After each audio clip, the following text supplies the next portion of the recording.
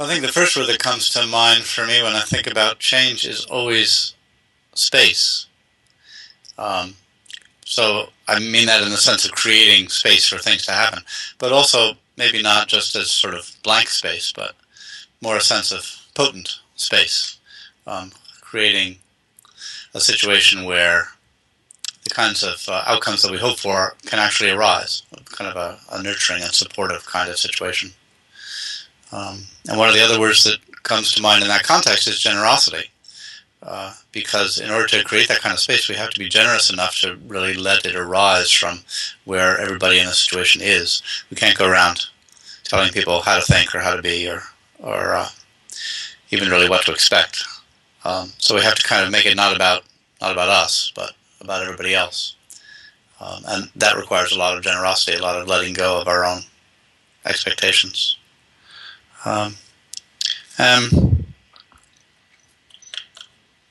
So what else? Well, I guess along with that goes trust. These are all sort of, in a way, maybe synonyms. But we really have to trust that the outcome that we long for is actually already there. It's just maybe submerged, but it's already there, and we just have to create a space where it can arise. So, I mean, I guess a lot of the work that I do that's related to this is through the art of hosting. And it feels to me as if the art of hosting is completely built on those three principles, that it's all about creating potent space, creating space where the kinds of conversations that people need to have can actually happen, creating a safe space and an inviting space and a well-hosted, comfortable space. But that within that space, the hosts really have to practice a lot of trust and generosity. Really have to allow whatever's there to come up and not try to be too directive about it. And my experience with it is that all kinds of amazing things are always there. And that once we trust enough to really give space for those, it's often amazing what comes up.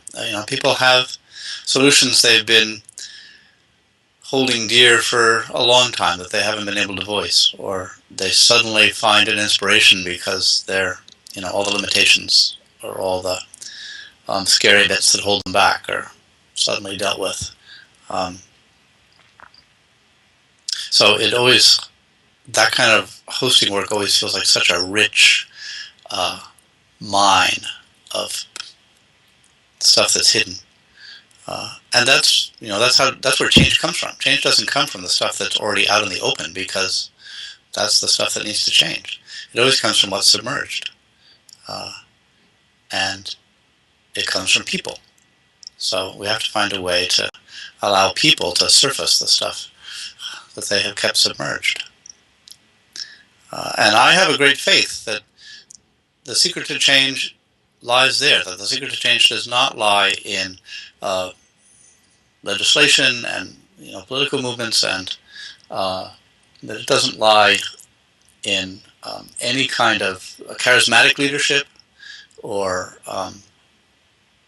big inspirational effort, that it actually just resides in the hearts of everybody, and all we have to do is provide a place where that can flourish.